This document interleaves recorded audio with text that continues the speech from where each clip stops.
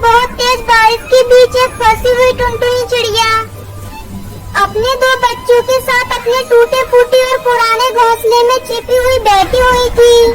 लेकिन घोंसला इतना छोटा था कि टुनटुनी चिड़िया अपने दो बच्चों के साथ उस घोंसले में आ भी नहीं पा रही थी। और उसकी एक बेटी अभी बहुत छोटी थी। उसकी एक बड़ी बेटी सुनहरी चिड़िया अपनी माँ की परेशानियाँ देख और समझ रही थी। मम्मी, इतनी तेज बारिश में तो पानी भी घोंसले के अंदर आ रहा है, अब हम क्या करें? हम क्या कर सकते हैं बेटा, जब बारिश बंद होगी तभी तो घोंसले से पानी निकलेगा। तब तक हम इसी तरह यहीं एक साथ बैठे रहती हैं। टुनटुनी चिड़िया अपनी बेटी को समझाई रही थी कि तभी उसका घोंसला टूटकर जमीन पर गिर जाता है। और टुनटुनी चिड़िया की छोटी बच्ची पिंकी चिड़िया घोंसले के नीचे दबने से बाल बाल बची थी और अपने बच्चों को पंख के नीचे छिपा लेती है। मम्मी, पिंकी ठीक तो है ना? तभी टुनटुनी चिड़िया की दूसरी बेटी पिंकी चिड़िया डर के कारण जोर जोर से रोने लगती है। सुनहरी बेटा, तुम पिंकी को चुप करा दो, ऐसा है ना घोंसला गिरने की वजह से वो डर गई है और कुछ बोल नहीं रही है। माँ, अब तो हमारा घोंसला भी टूट गया है, अब हम कहाँ रहेंगे इतनी तेज बारिश में?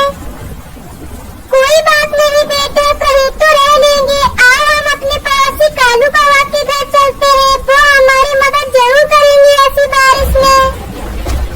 टुनटुनी चिड़िया अपनी बेटी को समझाने के लिए ये बात बोल देती है, जबकि वो भी अपना घोंसला टूट जाने की वजह से बहुत दुखी थी। टुनटुनी चिड़िया इतनी तेज बारिश में अपने बच्चों को भीगते हुए नहीं देख सकती थी, इसलिए वो अपने पड़ोसी कालू कौवा के घर जाती है और उसके घोंसले का दरवाजा बैट से खटखटाते हुए आवाज लगाती है। कालू भैया, ओ कालू भैया, दरवाजा खोलो, हमें तुम्हारी मदद की जरूरत है। टुनटुनी चिड़िया अपने दोनों बच्चों के साथ तेज बारिश में कालू कौवे के घर के बाहर खड़ी रहती है, लेकिन थोड़ी देर तक कोई दरवाजा नहीं खोलता और कुछ देर बाद कालू कौवा दरवाजा खोलता है। इतनी रात को क्यों परेशान कर रही हो? नींद से उठा दिया मुझे। कालू भैया, इतनी तेज बारिश में मेरा घोंसला टूट गया है, क्या तुम मुझे और मेरी बेटी को एक रात के लिए अपने घोंसले में रहने दोगे? नहीं, मेरे घोंसले में इतनी जगह नहीं है और इतनी तेज बारिश भी हो रही है। जाओ कहीं और जाकर मदद मांगो, मैं तुम्हारी कोई मदद नहीं कर सकता। कालू कौवे के मना करते ही टुनटुनी चिड़िया की आंखों में आंसू आ जाते हैं। अरे कालू भैया, तुम मेरे पड़ोसी हो, अगर तुम मेरी मदद नहीं करोगे तो फिर कौन करेगा?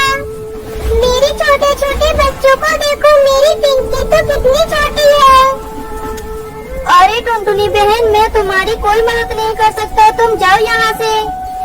इतना बोलकर कालू कौवा टुनटुनी चिड़िया के सामने ही अपने घर का दरवाजा बंद कर लेता है। बारिश और ज्यादा तेज हो जाती है। कालू कौवा के घर के बाहर खड़ी टुनटुनी चिड़िया तेज बारिश में अपने दो बच्चों के साथ भीगती रहती है। उसकी एक छोटी बेटी जोर जोर से रोती रहती है। टुनटुनी चिड़िया और उसकी बड़ी बेटी सुनहरी चिड़िया दोनों मिलकर पिंकी को चुप करवाती हैं और बारिश से बचने के लिए इधर उधर आसरा ढूंढती हैं। तभी उसे एक चिड़िया की बच्ची की रोने की आवाज सुनाई देती है और वो उसके पास आती है। अरे ये किस चिड़िया की बच्ची है? ये कब से रोई जा रही है? कौन है इसकी माँ? यहाँ आसपास तो कोई भी दिखाई नहीं दे रहा है।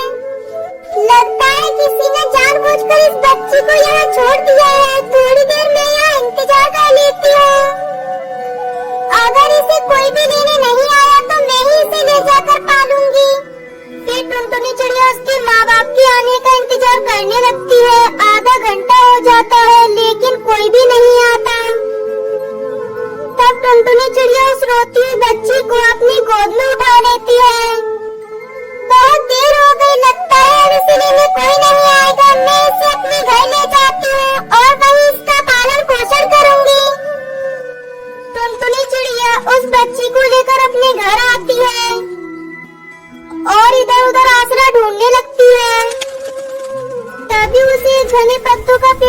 दिखाई देता है। उस पेड़ के नीचे बारिश की बूंदें थोड़ी कम आ रही थी, इसीलिए टुनटुनी चिड़िया अपने छोटे बच्चों को वहाँ बिठा कर दूसरे पड़ोसी तोताराम के घर मदद मांगने जाती है।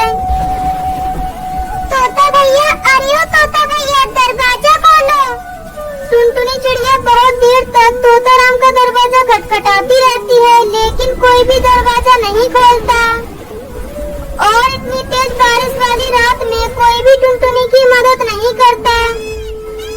टुनटुनी चिड़िया वापस अपने बच्चों के पास आकर बैठ जाती है और अपने पंख फैलाकर अपने छोटे बच्चों को बारिश से बचाने की कोशिश करती है, लेकिन कोई फायदा नहीं होता। बारिश बहुत तेज थी। टुनटुनी चिड़िया और उसके बच्चे बारिश में पूरी तरीके से भीग जाते हैं। बेबस चिड़िया माँ अपने बच्चों को बारिश में भीगने से नहीं बचा पाती। अगली सुबह सूरज निकलता है और बारिश बंद हो जाती है। फिर उसके बाद टुनटुनी चिड़िया अपने लिए एक बांस का घर बनाती है और बांस का घर बनाने के बाद वो अपने बच्चों से कहती है, बच्चों तुम यही रुको, मैं अभी तुम्हारे लिए दूध लेकर आती हूँ, तुम भूखे होंगे ना।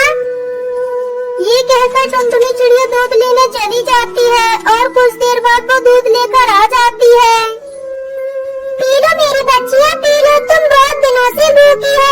अब से मैं तुम्हारा बहुत अच्छे से ख्याल रखूंगी और खूब मेहनत करके तुम्हें अच्छे से अच्छे स्कूल में पढ़ाऊंगी और पढ़ा लिखा कर तुम्हें डॉक्टर बनाऊंगी। टुनटुनी चिड़िया के ऊपर एक और बच्ची की जिम्मेदारी आ गई थी और वो भीख मांगकर अपने बच्चों का गुजारा कर रही थी। धीरे धीरे टुनटुनी चिड़िया के तीनों बच्चे एक साल के हो जाते हैं। बच्चों, अब तुम एक साल के हो गए हो, चलो मैं तुम्हारा दाखिला एक अच्छे स्कूल में करवा देती हूँ। माँ, लेकिन पैसे वहाँ बहुत ज्यादा लगेंगे। तो पैसे की क्यों चिंता लेती है? मैंने बहुत सारे पैसे जमा करके रखे हैं, मैं कल ही चलकर तुम्हारा दाखिला स्कूल में करवा दूंगी।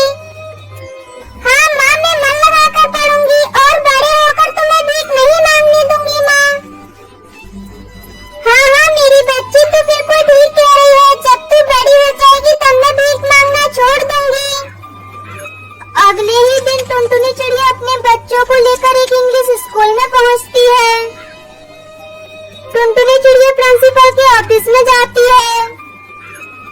छी छी, ये भिखारन मेरे ऑफिस में कहाँ से आ गई? अरे ये चपरासी कहाँ मर गया? जल्दी से इस भिखारन को मेरे ऑफिस से बाहर निकालो।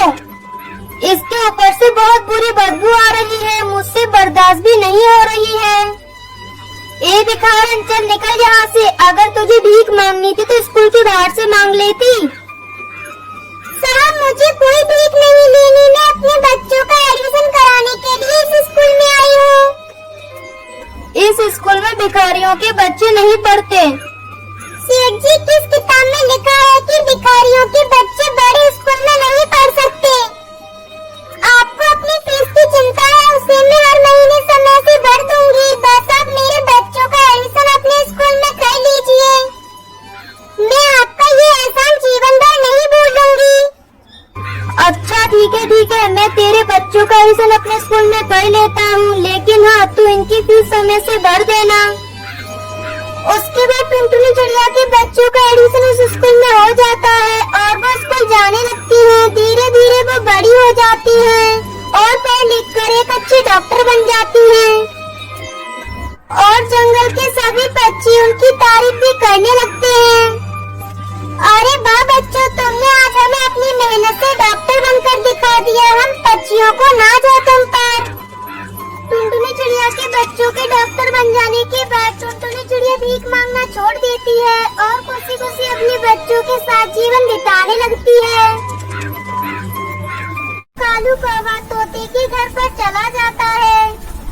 तोते भाई दरवाजा खोलो, मुझे मिट्टू महाराज ने भेजा है। मिट्टू महाराज तुम्हें अपने महल बुला रहे हैं, शायद उन्हें तुमसे कोई काम ही वाला होता है। अभी तक जंगल में किसी भी पक्षी ने अपना घर नहीं बनाया था। एक दिन एक सोनू चिड़ा मीनू चिड़िया के पास बादल का संदेश लेकर आता है। मीनू चिड़िया, मैं बादल भैया का एक संदेश लेकर आपके पास आया हूँ। बादल भैया ने मुझे कहा था कि मैं ये संदेश आपको दूं। हाँ सोनू चिड़ा बोलो, बादल ने मुझे क्या संदेश दिया है? मीनू चिड़िया, बादल भैया ने मुझे कहा है कि अभी कुछ ही दिनों में बारिशें शुरू होने वाली हैं, इसीलिए हम सब बच्चे अपने पक्के घर बना लें ताकि हमें बारिशों के मौसम में कोई परेशानी ना हो। चलो ठीक है सोनू चिड़ा, मैं ये बात जाकर सभी पक्षियों को बताती हूँ। उसके बाद हम अपना घर बनाना भी शुरू कर देंगे। फिर मीनू चिड़िया सभी पक्षियों को जमा कर लेती है और उन सब पक्षियों से कहती है, पक्षियों, बादल भैया ने हमें संदेश दिया है कि अभी कुछ ही दिनों बाद हमारे जंगल में बारिशें शुरू हो जाएंगी। और पक्षियों, अभी तक हम में से किसी ने भी अपना पक्का घर नहीं बनाया है, इसीलिए पक्षियों, मैं चाहती हूँ कि बारिश होने से पहले पहले हम अपने पक्के घर बना लें ताकि बारिशों के मौसम में हमें कोई परेशानी ना हो। हाँ मीनू चिड़िया, तुम ठीक कहती हो, हमें अपने पक्के घर बना लेने चाहिए, वरना बारिशों के दिन हमारे बहुत मुश्किल से कटेंगे। कालू कौवे, तुम इस बार अपना पक्का लकड़ियों का घर बना लेना, वरना पिछली बार की तरह इस बार भी तुम बारिश में भीगोगे। हाँ कालू कौवे, मैं पहले ही बता देती हूँ, बारिशों के दिनों में मैं तुम्हें बिल्कुल भी अपने घर में जगह नहीं दूंगी। नहीं पक्षियों, इस बार मैं बारिशों के मौसम में अपने मामा जी के घर पर रहने के लिए चला जाऊंगा, इसीलिए मुझे अपना पक्का घर बनाने की बिल्कुल भी जरूरत नहीं है। बिना वजह में इतनी मेहनत क्यों करूं? कालू कौवे, देख लो भाई, जैसा तुम्हें ठीक लगे, फिर बाद में मुझे मत कहना।